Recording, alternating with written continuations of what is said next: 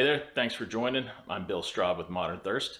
Today we're going to taste some new whiskeys, or at least new to me. This is J.K. Williams Distilling. Now, J.K. Williams is not a new name, although it is kind of new. J.K. Williams was a distiller during Prohibition. He was a bootlegger from up in Peoria, Illinois. You may not be familiar with it, but at one point Peoria, Illinois was the whiskey capital of the world, or that was kind of what they were called. Probably better said they were the whiskey capital of America. In the late 19th century through Prohibition, roughly tons and tons of distilleries operated in Peoria, Illinois. They had a very good location. They were right on a river that fed into the Mississippi. There were rail lines that went through it. It just kind of worked out very well. And at one point, they were producing more distilled spirits than Kentucky. J.K. Williams was a very prominent distiller and bootlegger up there. And his descendants had started J.K. Williams Distilling Company.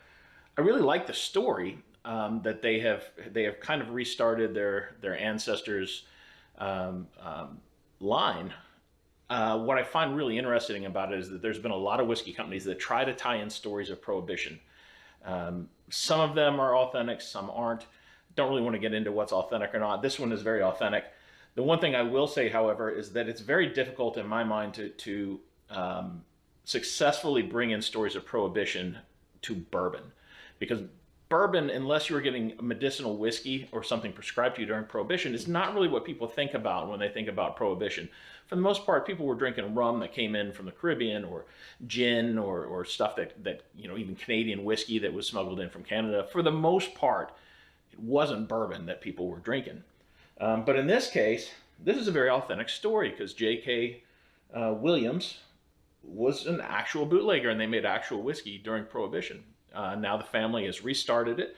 I think it may have they may have brought in a partner who's helping pump money into it, and they have a really nice facility up in Peoria, right on the river, that they're going to turn into a really neat whiskey experience. So a really good story. What we have here today is their Stormy River Rye whiskey and the Gold Zephyr Straight Bourbon whiskey. They're both aged 4 years, and they distill this themselves, so this is not a sourced whiskey. And interestingly enough, they've been using small barrels, so probably 25-gallon barrels with these so far. They are transitioning to full-size 53-gallon whiskey barrels, but these would have been in the smaller barrels. Sometimes that can be fine, sometimes it's not so great. I tend to think in the really warmer climates, it's a mistake if you go out to Texas and places like that. But in a place like Peoria, it may work out fine. I haven't even tasted these yet. I haven't cracked the samples. So let's go ahead and start with... we're going to start with the bourbon. This is called Gold Zephyr. It is a 90 proof straight bourbon whiskey, small batch. And it is 4 years old, age stated on this sample label. So I assume it's also age stated on the bottle label.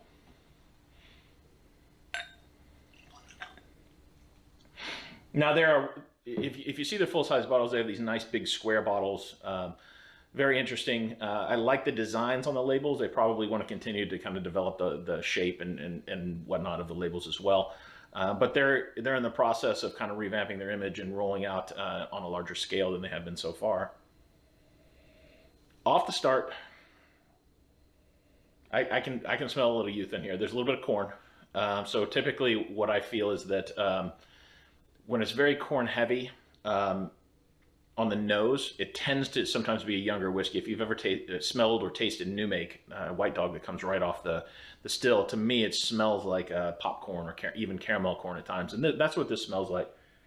But it's 4 years old, so this isn't a baby bourbon by any means. And I believe it is wheated bourbon, and this is I'm told this is the recipe that J.K. Williams used. Who knows?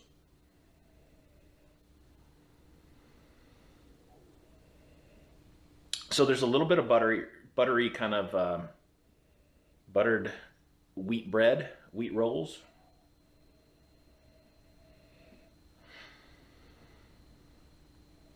The corn's there. Once you get past the corn, you get into a little bit of cinnamon, a little vanilla.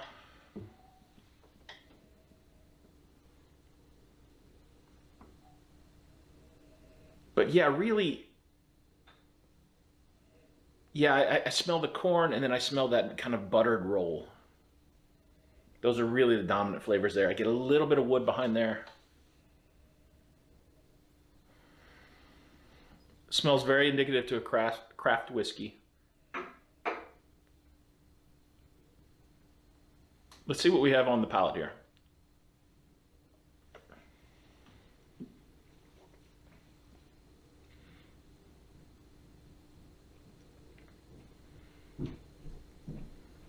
Yeah, it's very corn heavy. So the flavors on this very much rear of the palate. Don't get a ton of it on the tip of the tongue. The finish, I'm kind of struck by the finish first.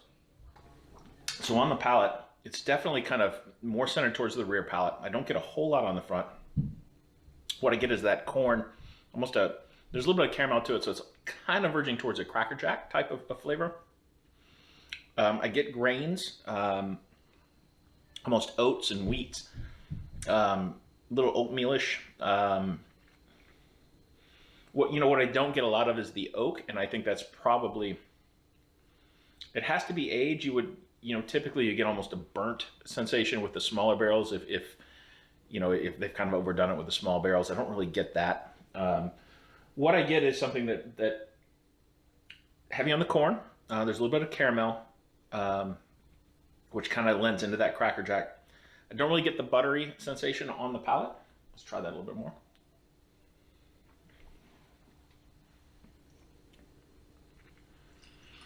There's a little hint of ethanol in this, and I don't mean that it's too hot to drink or anything like that. At 90 proof, it's certainly not a high proof.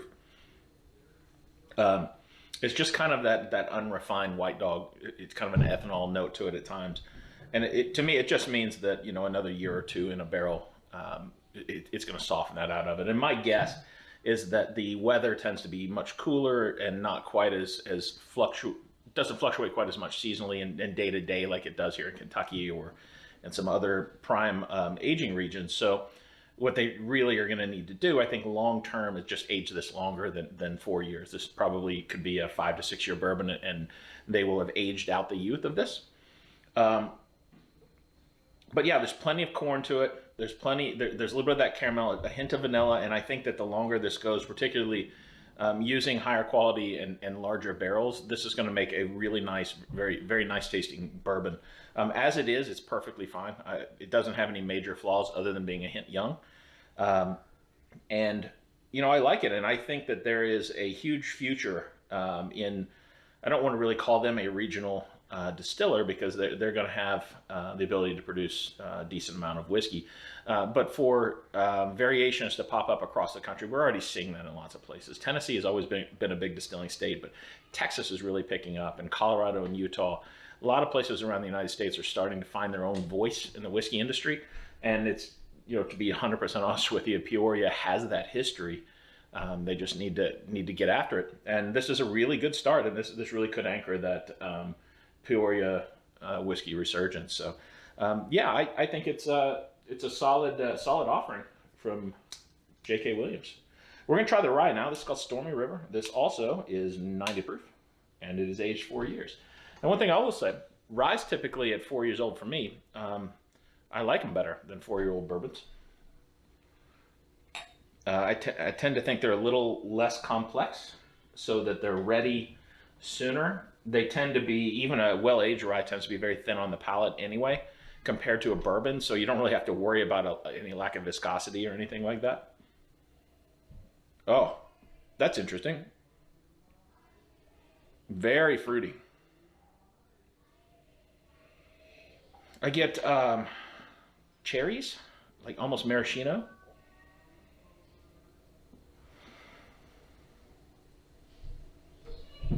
There's a little black pepper on that, maybe a little bit of citrus. Kind of simple syrup.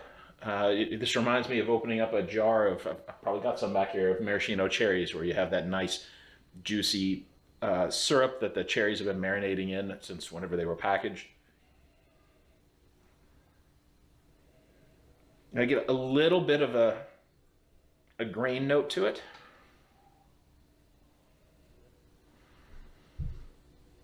It's not the same oatmeal that I got out of the bourbon. This is more of a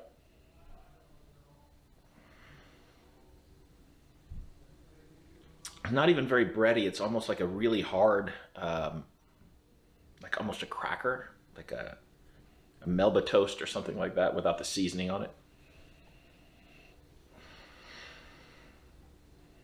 It's very interesting. So very much you get the characteristics of a rye. You get that spice. What I don't get a ton of is mint. I do get a little bit of dill, which is very common. In fact, I usually smell mint when other people get dill. But on this one, I can smell the dill because it doesn't smell very minty to me. So it has the hallmarks of a rye whiskey by far, or quite easily. Let's see how it tastes.